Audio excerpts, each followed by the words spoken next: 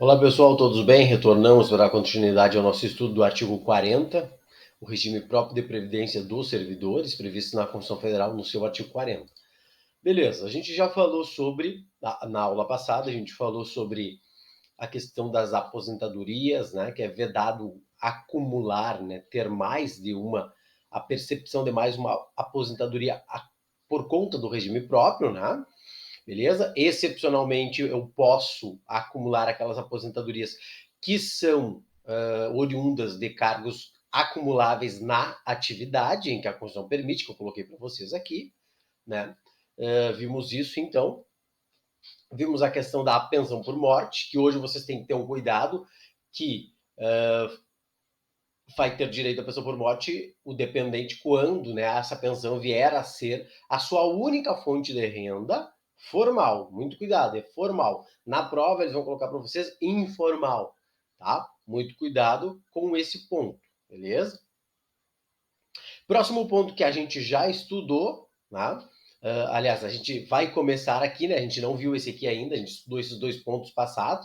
Agora a gente vai estudar sobre o valor real do reajustamento dos benefícios. O parágrafo 8º, ele fala para nós que os benefícios, né, esses benefícios do regime próprio, né, os benefícios que são pagos, né, eles devem ser reajustados para preservar em caráter permanente o valor real dos benefícios, né, conforme o critério estabelecido em lei. Então, é assegurado o reajustamento dos benefícios para preservar-lhe em caráter permanente o valor real. Qual é o objetivo deste parágrafo 8º? É dizer para os gestores, né, dizer para os chefes ali dos órgãos públicos, né, que o benefício do servidor ele deve ser reajustado. Tá? Para quê? Para preservar o valor real. Porque aqui a gente tem que fazer uma diferença, pessoal, entre valor nominal e valor real. Tá? Valor nominal é aquele que está ali no teu contra-cheque. Né? R$ 1.000. Beleza, esse é o valor nominal. Agora R$ 1.100. Beleza, esse é o valor nominal. Tá? E aqui, pessoal, garante um reajustamento dos benefícios em caráter permanente do valor real. O que é o valor real? Tá? É o valor que mantém o poder de compra, tá, do servidor público. Tá? Porque muitas vezes tu ganha R$ 1.000. Botei um exemplo para você, R$ 100 em 2010. Não é a mesma coisa do que R$ 100 em 2024. Tá? Então, um exemplo aqui fictício que eu coloquei, R$ 100, né? E para que se garanta o valor real, né, deve-se levar em consideração a inflação. Por isso eu coloquei ali R$ 300, tá, pessoal? Mas vamos supor aí que era R$ 100, aí virou R$ 300, mas não compensou toda a inflação do período, né? Desse período aí que aqui daria 14 anos. Né? Então, se não compensou o poder de compra do servidor, significa o quê? Teve um valor nominal, teve um valor, um reajustamento que garantiu, né, o valor nominal, ou seja, porque mudou ali o valor, né, era de 100, agora é 300, mas como não compensou aquelas perdas inflacionárias, o que acontece? Acabou que o reajustamento do valor real não aconteceu. Ou seja, o reajustamento dos benefícios em caráter permanente do valor real, que é o que diz o artigo, ele busca garantir que o valor que as pessoas recebem, que os servidores recebem, não seja corroído pela inflação ao longo do tempo, tá? É o exemplo que eu coloquei para vocês ali, beleza? Então, vamos supor aí que vocês têm lá, né, um cofre onde guarda o dinheiro, tá? Aí, ao longo do tempo, essas coisas, né, que vocês vão comprando no mercado, os preços eles vão, né, subindo, tá? Isso é a inflação, tá? E o dinheiro lá que vocês guardaram no cofrinho, né, se não aumentar junto com os preços, vocês não vão conseguir comprar as mesmas coisas que vocês compravam antes, tá? esse é o chamado poder de compra. Ou seja, o teu poder de compra diminui. É como se o teu dinheiro fosse corroendo com o tempo, em razão da inflação. Tá? Então, para evitar que isso aconteça, que o servidor perca o seu poder de compra, a lei determina que os benefícios devam ser reajustados regularmente, em caráter permanente, né? Garantindo, né, o valor real dos benefícios, né? Para quê? Para que leve em conta a inflação e outros fatores econômicos, tá, pessoal? Então, dessa forma, mesmo com o passar do tempo, mesmo com a inflação, mesmo com outras situações, né, econômicas que venham a acontecer, o dinheiro do servidor, o dinheiro das pessoas, os benefícios, ele continua tendo pelo menos minimamente o mesmo valor de compra, né? Garantindo que essas pessoas consigam manter o seu padrão de compra, né, o seu padrão de vida. Hoje em dia, qual é uma das grandes reclamações, né, dos servidores públicos? Né? É uma luta por um reajuste, por um aumento real. Por quê? Porque nesse período aí de pandemia, né, pessoal, 2, 3, 4, 5, 6 anos, né, que os servidores já vinham sem aumento, pegou mais o período da pandemia, né, tudo subiu, tudo aumentou, a inflação subiu, né, e os servidores, muitos não tiveram aumento, alguns já conseguiram algum aumento, mas mesmo os que conseguiram algum aumento, né, 6%, 10%, 15%, eles alegam o quê? Que o valor real dos benefícios não foi de fato reajustado, né? O que feriria, né? O que fere o parágrafo 8º do artigo 40, porque eles dizem que os efeitos econômicos e a inflação, né, tem ali um percentual de 20, 30, 40%, e o aumento às vezes é de 6, 7, 10, 15%. Então, mesmo assim, não atingiu o valor real, né, o reajustamento real, né? E muitos servidores não tiveram nem aumento, né? Ainda estão postulando aumento com seus gestores, com o prefeito, com o governador, com o presidente. Tá? Então, pessoal, quando o servidor busca um aumento e ele pede um valor elevado, né? Às vezes o pessoal, 20 e tantos por cento, 30%, né? O servidor quer ganhar mais. Não, ele só quer compensar aquilo que ele perdeu em razão da inflação, né? Em razão de questões econômicas, em razão da economia, tudo subiu, né? O poder de compra do servidor foi corroído, tá? E quando se recompõe essa base aí, se garante o que a Constituição diz, ou seja, garantir em caráter permanente o valor real dos benefícios, ou seja, o valor de compra dos benefícios. Tá, pessoal? Beleza? Quando não se recompõe esse valor real, apenas garantiu ali um aumento nominal, né? Só para dizer que teve um aumento, mas não recompôs o valor real, que é o que a Constituição garante no seu artigo 40, parágrafo 8º. Muito cuidado aqui, porque eles vão colocar na prova para vocês que o reajustamento dos benefícios aqui garante o valor nominal, ou nominal em real. Não, aqui fala no valor real, tá? Um reajustamento real. Ou seja, lembre-se, aquele que garante o mesmo poder de compra que eu tinha em 2010, né? Ou pelo menos minimamente o mesmo que eu tenha hoje em 2024. Tá? E para isso, então, eu preciso ali de um aumento, um reajustamento que no mínimo me dê ali a inflação, né? O acumulado da inflação, para garantir o poder de compra do servidor, né? Para que o seu benefício não seja corroído com o tempo, né? Você já deve ter escutado, eu ganhava 3 salários, hoje eu ganho 1. Né? Não é, a pessoa segue ganhando valor nominal, segue sendo 3, equivalente a 3 salários. Só que o valor real não foi de fato nesse período de tempo reajustado como deveria, ou seja, garantindo ali no mínimo a inflação. Então o seu poder de compra foi corroído, tá, pessoal? Beleza?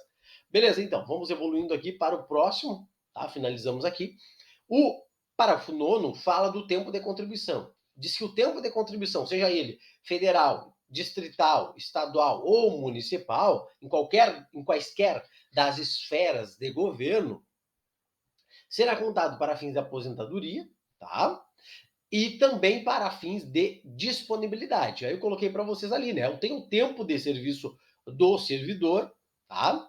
Esse tempo Pouco importa se esse trabalho, se é foi da esfera federal, estadual, municipal, distrital, pessoal. O que o parágrafo 9 garante? Que eu junte tudo isso para poder me aposentar, para contar para fins de disponibilidade, tá? Então, se eu era servidor público federal, e aí eu saio para ser servidor, assumir um cargo estadual, né? Depois para assumir um cargo municipal, tá? Fui servidor aí, depois fui para o Distrito Federal, assumi um cargo público, né, no Distrito Federal. Então eu passei pelas três, quatro esferas de governo aí, federal, estadual, distrital e municipal. E aí, meu tempo, eu posso juntar tudo para fins de aposentadoria e disponibilidade? Sim, é garantido que tu faça ali, né, a soma desse período aí de serviço público federal, estadual, distrital ou municipal, tá, pessoal? Beleza? Então, fique ligado nesse ponto aí, tá?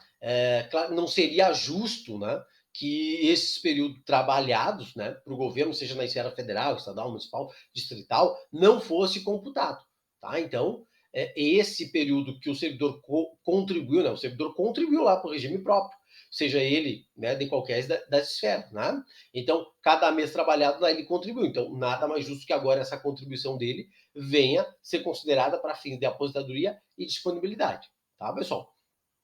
Beleza? Então, esse parágrafo do artigo 40, né, ele garante, então, que o servidor possa, né, ter contado esse período para aposentadoria e disponibilidade, não é? É tudo uma questão ali, né, pessoal, de planejamento financeiro e segurança para o servidor, ou seja, quando eu quiser usar os meus tempos de trabalho, de contribuição, né, vai ser considerado para a minha aposentadoria ou para, né, a disponibilidade, beleza? Bem tranquilo esse parágrafo nono aqui, não tem tanto mistério, tá, pessoal?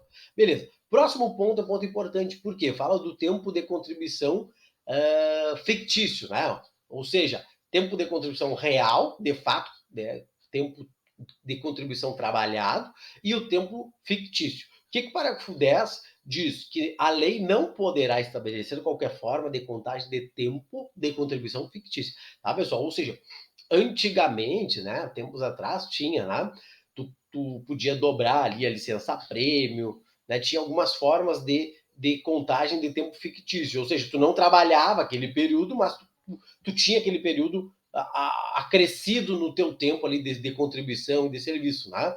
Então, na realidade, eu trabalhei 26 anos, mas me aposentei, né? Como se eu tivesse trabalhado 30, né? Esses 4 anos, 3 anos, tudo isso era tempo fictício. Hoje isso, né, não é permitido, tá, pessoal? Isso hoje é proibido, né? Como se, vamos supor que você estivesse correndo uma maratona ali, né? E cada passo ali que vocês dão representa um mês de trabalho, né?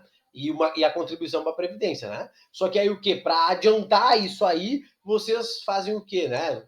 Como forma fictícia, vocês dão passos extras, né? Para chegar mais rápido lá no final, lá na aposentadoria, tá? Esses passos extras são tempo fictício. Não pode, é proibido. Por quê? Porque tu até acresceu na aposentadoria, mas de fato tu não trabalhou aquele período. Então é proibido criar qualquer forma fictícia para contar tempo de contribuição, tá? Beleza? Não tem como acelerar o processo de aposentadoria sem realmente ter trabalhado e contribuído para a previdência, né? Sem ter contribuído o tempo necessário que deve se contribuir e trabalhar, tá?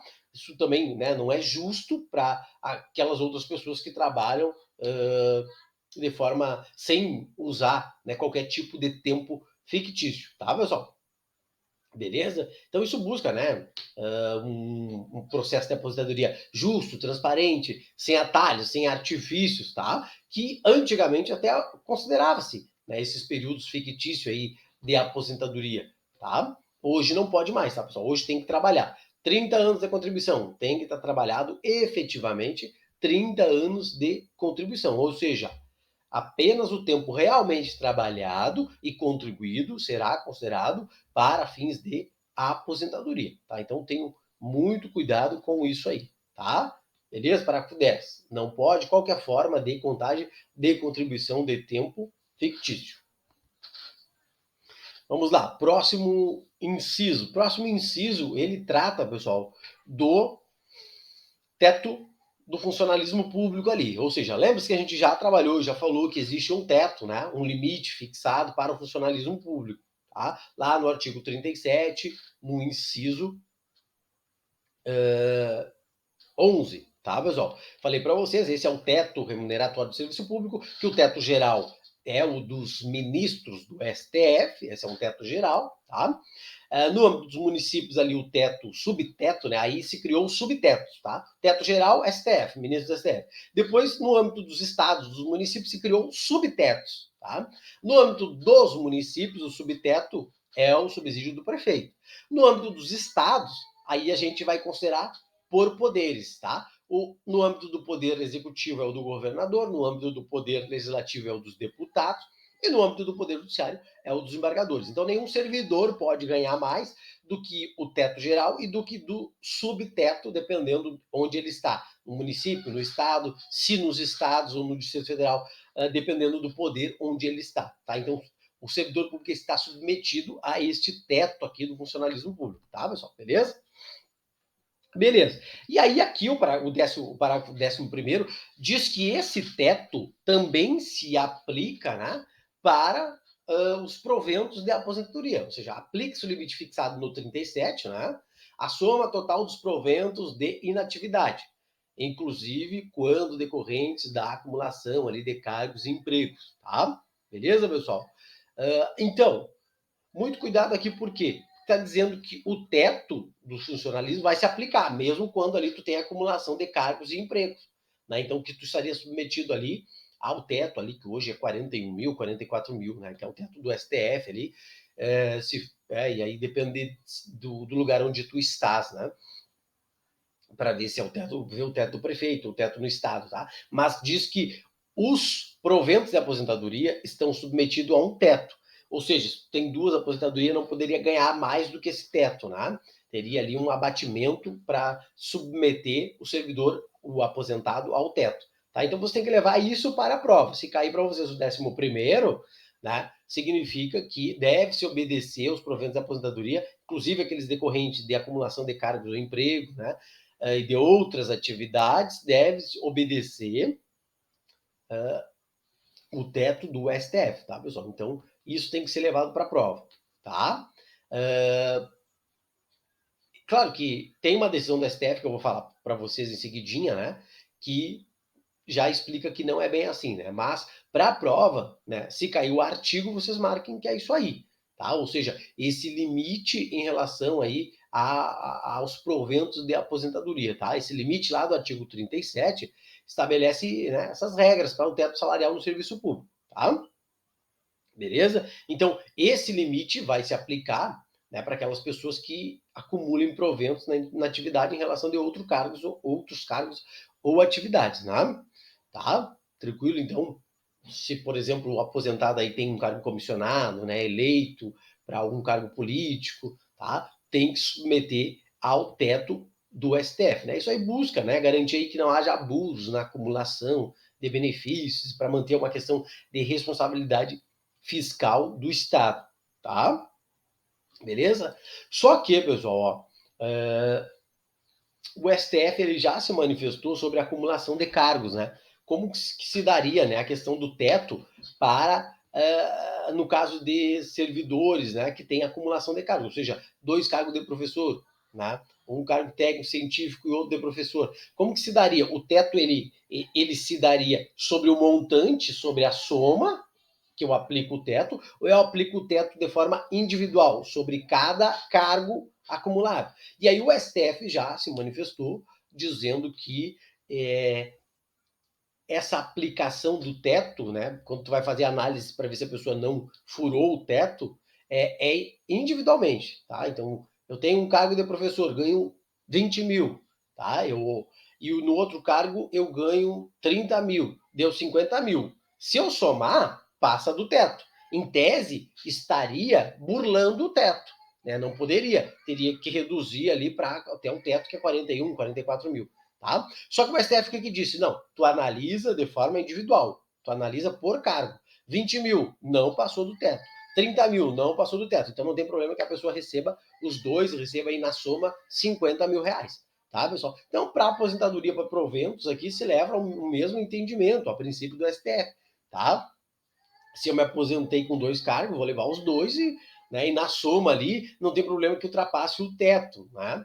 Eu vou somar individualmente, eu vou considerar os cargos individualmente. Só que o 11º, o parágrafo aqui, ele vai nos dizer que ele traz uma regra geral, ele não está esmiuçando. Quem esmiuçou isso foi a decisão do STF, tá?